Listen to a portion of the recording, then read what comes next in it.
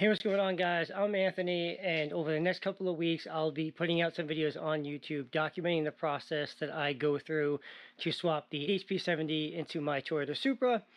This first video is going to be a little bit about the car, what's currently done to it, how much power it makes, so on and so forth. Then I'll go into a little bit about the 8HP, why it's becoming so popular, why you're seeing it all of a sudden everywhere. And then also I'll go over the full breakdown of all the parts that I purchased and used to swap the 8HP into my Supra. At this stage, I am just about wrapped up with the swap. I have all the videos filmed. It's just me taking the time to kind of go through them, edit them, and then get them out there. The videos that will be following this will be more tutorial-based videos, so it's going to be me going through the whole process, how to assemble everything, what the torque specs are, how I put the parts together, so on and so forth. So for those guys that are kind of looking for this as an entertainment thing, those videos are not going to be very entertaining, but I think they'll be super helpful to anyone who is going to be doing the swap soon, or anyone that's in the process of doing the swap and just wants to see how somebody else went about it. So stay tuned for those videos. Right now, I'll kind of give you an introduction of the car and what's currently done to it. Alright, so just to give you guys a quick rundown of the car. Currently, it's making 930 horsepower. It's got a stage 1 built block end head by Induction Performance. I'm running the IJ18 coils, 7275 next gen turbo with full 4-inch exhaust, FIC 1650 injectors, plasma man intake manifold. I did switch over to drive-by-wire last year, and this is the outsider garage setup that came with their whole pedal for the Supra and everything like that. This is a custom radiator setup made by LS Fabrication. It also has a 16-inch electric fan. And if you're curious why my piping runs over here versus just right over there, this was originally a GE NA car. So this is a custom setup. I do still have the GE valve covers on here. I do have to swap those out. I actually kind of liked having them. I wasn't trying to hide the fact that this was an NA GE car. But those radium fittings just don't do well above like 700 horsepower. And the car is struggling to breathe properly. So I do have some Plasma Man covers that I'm going to be putting on. Over here, we have the BC wheels. Front and back, I am running the R888s in the rear. I like these tires much better than the Michelins. The Michelins I couldn't get the hook at all above 700. These ones seem to be a lot better above 700 horsepower. But still need to upgrade to the Mickey Thompsons. So these will be going on. These are some 15s I'll be running this year. And then the rear end, unfortunately the car's not up in a lift so you can't see any of that, but I upgraded all of that last year. So that's the full 488 swap, the 1400 horsepower drive shaft shop axles, upgraded all the lower control arms, upper control arms, tie rods, all that stuff's been upgraded with Powerhouse Racing. And then the interior, it's a little bit torn apart right now, but Recaro confetti seats. I do have the Titan half cage in here, or harness bar. Race equipped harnesses. I do roll race the car, and then you can see I do have the DCT shifter in there. Look at that. Oh, you guys are gonna love that. I'm still trying to get the interior all put back together. I just wrapped up the wiring, but that pretty much does it for the car. Now we'll go ahead, we'll go over the 8HP swap, why it's becoming so popular, and then all the parts that I currently have to install that into the Supra. Alright guys, so I decided to refilm this part of the video. Initially, I kind of ran through it pretty quickly to try to be mindful about how long the entire video is going to be. But being that these are the most popular questions I get through my Instagram when people find out that I'm doing the 8HP swap, I figured I would take my time to kind of go over this stuff. So first we'll go over the two most popular variants of the 8HP that you're going to want to choose to put into your Supra. Now, the first one, and is the most sought after version, is going to be the N57 8HP70. Now, the N57 came in diesel BMWs. Unfortunately, we never got those diesel BMWs here in the States. So you're going to have to import that transmission. You can find them on eBay anywhere from about $1,600 to $2,000 plus shipping. Your other option is going to be to go with, say, DomiWorks or HBR Tuning. Now, you can contact those guys. They'll source the N57 8HP for you. They'll modify it for the Turbolamik software, and they'll ship you the transmission along with the entire swap kit. So basically every nut, bolt, transmission harness, everything you need to swap the 8HP N57 into your Supra.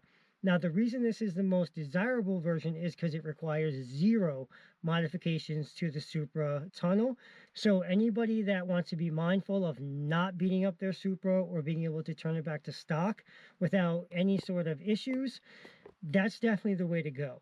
Now, the 8HP out of the Dodge is another option. Now, this one happens to be just a bigger frame transmission is the best way I can put it. So the bell housing and the body of the transmission is just larger than the N57. So you are going to have to modify the tunnel, beat the hell out of it to get it to fit where the bell housing is. Now, the transmission itself, you're going to have to shave around all of the fins and little nubs that stick out or whatever you want to call them, and kind of grind everything smooth so you don't have to modify the tunnel any more than you already have to. Now, the benefit of the Dodge transmission is that you can pretty much go right now and get it from your local junkyard. It came in Hellcats, it came in Chargers, it came in the Red Eye, it came in some of the two-wheel drive trucks. There's a lot of different variants of the Dodge that it came in. Now, the one you're going to want to go with, obviously, is the 8HP 70. Now, they do have the 8HP 90, which is even larger than the 8HP 70. And man, you're going to have to really shoehorn that bad boy to get it in the Supra. So definitely the 8HP 70 is the way you want to go. There is a company out of Canada that makes a full bolt-in kit for the Dodge version of the 8HP 70. That company is called Perfect Tuning. Now, I will say, from what I've heard from a couple of people that have used the Perfect Tuning kit, is that it's not of the same caliber and quality of DomiWorks and HPR. So just be mindful of that. Now, HPR and DomiWorks both make the bell housing to block billet adapter, and they do also make the rear transmission adapter, but they don't sell the entire kit like they do for the N57. So that's the other downside, is that you're kind of going to have to piece the kit together or go with Perfect Tuning and use a not so high of a quality of kit. Now, both those transmissions, the internals are exactly the same. So they're both the 70. They both handle 700 newton meters of torque, which is like 500 and change foot-pounds. Now, I know that doesn't sound like a lot, but like the T56 or the CD009, while it's rated for that 500 and change foot-pounds, it's taking a lot more than that. So it's handling a lot more abuse. And even for guys that say are up in the 1200, 1500, and 2000 horsepower range, you can go with shops like Pure, or what is the other one? Applied Torque Solutions, that sell rebuild kits or upgrade kits for the 8HP 70. They start at like 1200 horsepower and go up from there. So there's a lot of aftermarket support for both the N57 and the Dodge 8HP 70. So again, N57, no modifications to the Supra, more expensive. 8HP 70 out of a Dodge, less expensive, a lot of beating up of the Supra to make it fit. Now let's go on to the tuning of the transmissions and what tuning softwares are available to make it work with our cars. Now, this swap isn't new. It has been going on for the past couple of years now, and a lot of those cars are running the CAN TCU. Now, what the CAN TCU does is it basically tricks the BMW or the Dodge transmission into thinking it's still in those cars. So you're still running the factory BMW or Dodge mapping of those transmissions. Now, you can flash those transmissions and have more of an aggressive transmission tune, just like you would in your BMW or Dodge, but that's kind of the limit that you can do with the CAN TCU. Now, with the Turbolamik, what the Turbolamik has done is it's taken an automatic transmission and allow you to also use it like a manual transmission as well. And how it does this is it replaces the factory transmission control board inside the transmission, replaces it with the Turbolamik control board, and then uses a standalone ECU to now control that transmission. So you have full control over the clutches, over the solenoids, its shift points, its torque reduction tables. This is also how you get your trans brake, your launch control, your virtual clutch pedal. And now the virtual clutch pedal is what pretty much everybody is loving about the Turbolamik and this 8 HP swap. The virtual clutch pedal basically allows you to use a 0 to 5 volt signal that's attached to your clutch pedals, and it'll allow you to engage and disengage those clutches with your clutch pedal. What's also nice is that it doesn't work like an on-off switch. So it actually will slip the clutches with the voltages that it sees. So guys will tell you how when they're letting off the clutch pedal, you can actually start to feel the clutches bite just like you would in a manual transmission. So this is giving you the best of both worlds. So if you're taking your car, say on a road trip, you're driving 5, 6, 7, 8, 9 hours, and 5 of those hours you're sitting in traffic, nobody wants to push in a clutch pedal that's a twin disc or a triple disc for 5 hours. So you can literally use, and I'll show you guys right here because I'm almost done with the swap. You can go ahead and use your rotary switch that's right here on the dash and have the transmission in automatic mode. Drive it like a completely normal automatic car where you do not have to worry about using your clutch pedal in traffic. Now, say you want to get a little bit more aggressive, you can turn it to map 2. And now map 2 will allow you to go to redline, but the transmission will still shift itself like an automatic transmission would. Now say we want to go full race mode. We'll turn our dial selector switch all the way to map 8. Now we can use our virtual clutch pedal, which you can't see, and our sequential shifter right here. Now, this thing is pretty awesome. I chose to go with this. You can also choose to go with paddle shifters, and you can also choose to go with like a BMW or a Toyota Supra MK5 shifter. Now, I chose this shifter for multiple reasons. One, I do race the car, and this shifter functions exactly like a normal sequential. Now you can choose to shift with your clutch pedal, or you can choose to flat foot shift this. Or if you're drifting and you need to be clutch kicking, you can clutch kick this transmission and it'll work just like a manual. So again, you're getting the best of both worlds. You can sit in traffic, have it in automatic mode, get to where you're going, get to the racetrack, get to the drag strip, get to the drift track, and now you can use your sequential shifter with your virtual clutch pedal to use this transmission in manual mode. And that's exactly why this thing is becoming such a popular swap, and guys like me are willing to pull out their T56 6-speeds and in return go to an automatic transmission that also doubles like a manual and have this absolutely awesome shifter inside of here. The thing that's really good about the Turbolamik is that it's going to work with most aftermarket ECUs. So say for somebody like me that already has ECU masters, my engine harness is already set up for ECU master, I already have my car tuned. There's no reason to change any of that. The Turbolamik will communicate with your ECU that's already existing through your CAN bus system.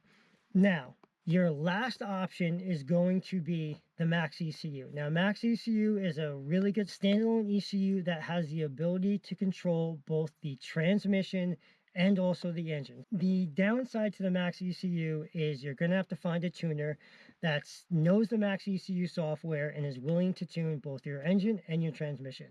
So that's probably going to be your biggest hurdle with the Max ECU. Now, the other thing is if you're already somebody like me, I did not want to pull out my whole engine harness. I did not want to pull out the ECU master. And I did not want to just throw away all the hours I paid for of tuning to start over from scratch. Now, if you're somebody that's just starting your build and you're looking for an ECU, that's probably a really good route as your one and done. You can get your engine harness set up for Max ECU and the transmission, and you're good to go there. So the Max ECU will also give you the features like the Turbolamik does. So you can still use your virtual clutch pedal. You can still have the shifter you prefer. You can still set up your trans brake. Again, the downside is finding a tuner to tune that. So just to recap, your CAN TCU will be somebody who wants more of an automatic transmission that would like to use the factory programming and be able to download some tunes to be a little bit more aggressive. The Turbolamik, if you want to completely have full access control over the 8 HP and you already have an existing ECU in the car that's already set up and tuned and everything. And then the Max ECU, if you're going with a completely new system and you can find yourself a tuner that's willing to tune the max ECU and the transmission. So hopefully that helps you guys out. I know this is a little bit more of a long-winded part of the video, but I felt like this is really important, as the majority of the questions I get are, hey, which 8HP did you use and why? And why did you not use CAN-TCU? Why did you not use max ECU? Why do you like the Turbolamik better? So hopefully that helped. So over here, I kind of laid out all the parts you're going to need to swap the 8HP70 into your MK4 Supra. I'm going to try to keep this as short as possible, but there's a good amount of parts here, so we'll see how we do. So essentially, I ended up going with the DomiWorks kit. Induction Performance had this in stock. They had it to me in like 2 days, which is pretty awesome. So this is basically the adapter plate. This will allow you to mount up the HP70 to your 2J block. Also comes with the torque converter adapter plate and all the nuts and bolts and hardware you need to get the front of the transmission mounted up. The kit also comes with all the stuff for the rear of the transmission as well. So this is the mount for the rear of the transmission. It comes with the rubber isolators. And then also even on here, what's nice is that it even says Supra, so you know exactly where you got to put the bolt for our cars. It also comes with the 1350 billet prop shaft. So this will replace the 3-bolt that comes on the 8HP70 and allow you to actually bolt this up to a Toyota Supra, the auto drive shaft. The manual drive shaft is too long. You'll have to get it modified. I'm going to end up having Drive Shaft Shop build me a custom one just for a higher horsepower application. It also comes with all of the bolts and then the one-time use bolt that mounts this up to the transmission. After that, if you have a manual car like I had, you're going to need to buy a flex plate. I ended up going with the SFI certified ATF speed flex plate. If your car is auto, you can use the auto flex plate from the 2J. You can also use the stock spacer and all that stuff. I just opted to go with something that's better and higher horsepower. If you had a manual car, you're going to need this. I got this from ATF Speed. This goes up onto the block first. It sits behind the flex plate and allows proper spacing for the starter to engage this. I also opted for the ARP hardware as well. After that, I went with an oil cooler. You're going to have to run an oil cooler if you're doing this transmission. Keeping that transmission cool keeps it alive. And I ended up going with the Setrab. This is the 634. I was told by a couple of companies that have been doing this swap for years, this is the one, this is the size they recommend if you have a high horsepower street car that you use at the track. If you have a full-blown track car, you'll probably want to use something bigger, but I was told high horsepower street track, this is perfect.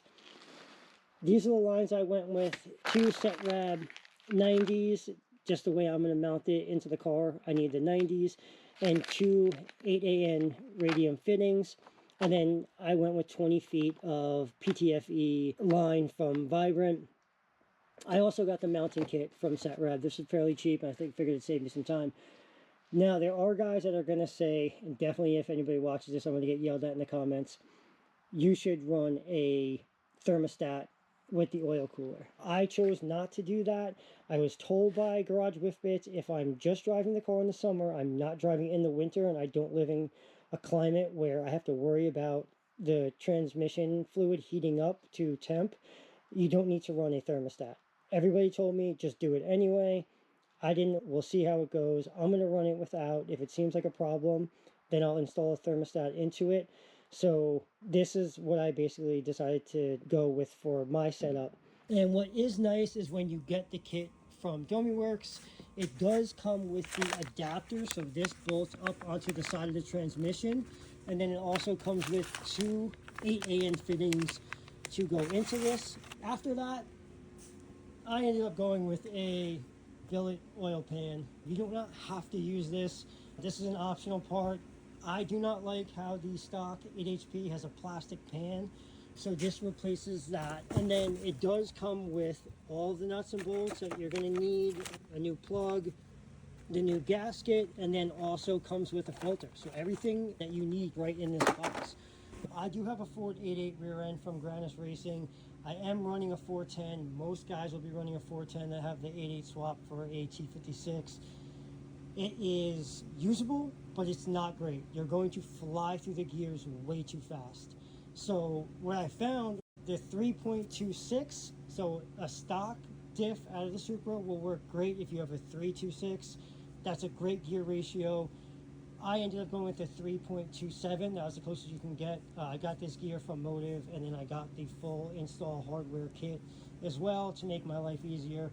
There are a few people that are running like a 3.8 rear ratio. Again, I think at that point it's more personal preference.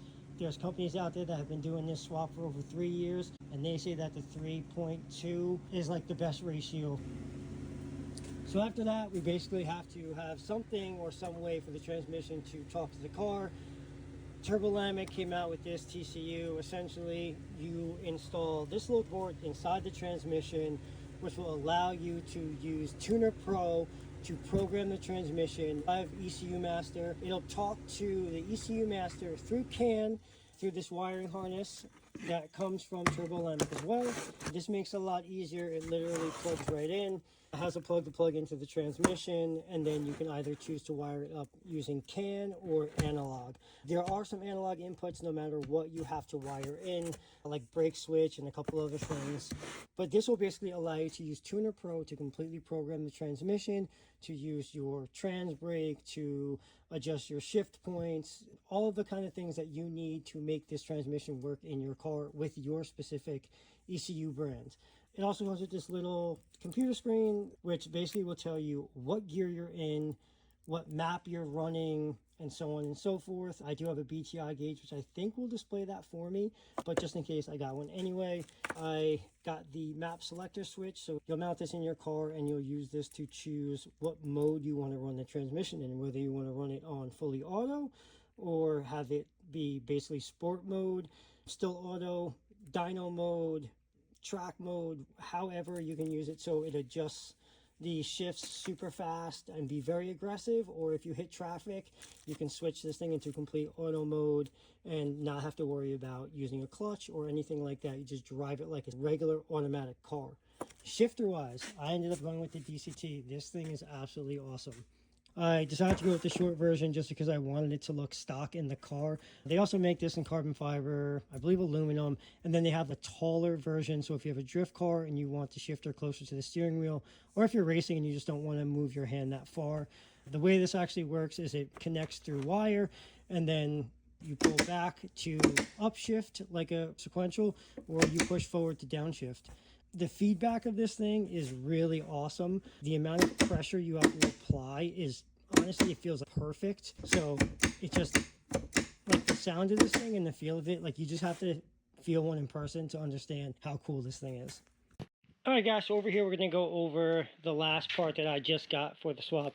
Don't mind the zip tie carnage over here. I just got done cleaning up all the wiring. I haven't cleaned any of that up yet. So the drive shaft. I had to get the 8 HP installed in the car before I could take the proper measurements needed to send to the drive shaft shop. I did reach out to a couple of different shops. No one had the measurements that I needed for an N57 8 HP.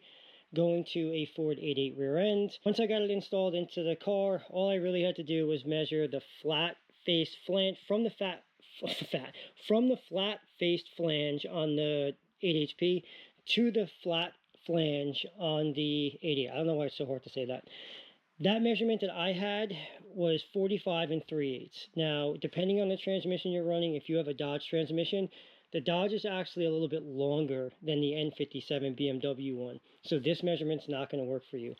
Now, from what I was told or what I saw from DomiWorks, if you are using the DomiWorks kit and the N57 8 HP and the Supra stock rear end, you can use your auto drive shaft. That will bolt up. The manual drive shaft will not work. Supposedly it's too long. Now, I would still probably, if you're going to go with an aftermarket drive shaft, wait till you get the transmission into the car before you take your measurements and order your drive shaft, as these aren't cheap. I got 3 different price quotes and they were all anywhere from $1,450 to $1,600 shipped. So just to kind of go over this, I ended up going with a 4-inch. The 4-inch does fit in the Supra. It is a little tight, but you just have enough clearance to make it work where it's not going to rub on anything. I was told the 4-inch has a rating of 2,000 horsepower. So the 3.5 I was told was 1,200 horsepower, but I ended up going with the 4-inch because it was only $100 more than the 3.5.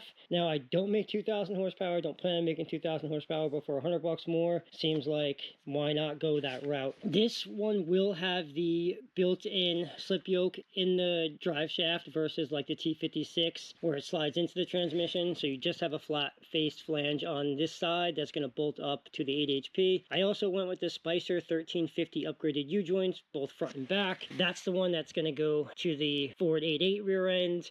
But that's pretty much what you'll need for that.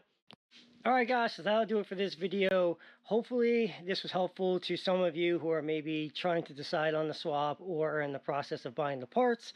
Again, the next videos I already have filmed that should be coming out soon once I find the time to edit them are going to be much more tutorial based. So if you're not doing the swap or you're not in the process of the swap, they're going to be pretty boring. The videos that I have coming out after that are going to be first startup, driving the car for the first time with the 8 HP, and then dyno tuning, and then racing. So those will be much more entertaining, and we'll see how hard we can push this thing in its stock form. If you have any questions, feel free to leave me a comment, find me on Instagram. I'm happy to help whoever. There's a lot of guys that helped me out during the process of this swap. So hopefully I can help you out if you have any questions. But again, keep an eye out for those other videos, and we'll see you guys later.